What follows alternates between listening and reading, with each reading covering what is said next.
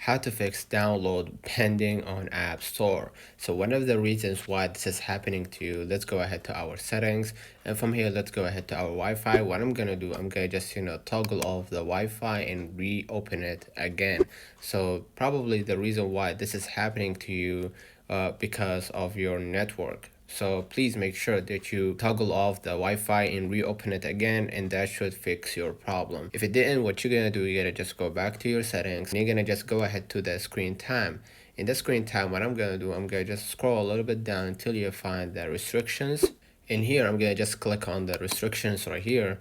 And as you can see, content and privacy restrictions is toggled on. So make sure that you toggle it on in general. And by allowing the content and privacy restrictions on, that means that you'll be able to have access to download and apps that probably requires from you to allow access to the content and privacy restrictions. Okay, so once you toggle it on and add your passcode and everything, that should fix your problem. Let me know in the comments if this video helped you.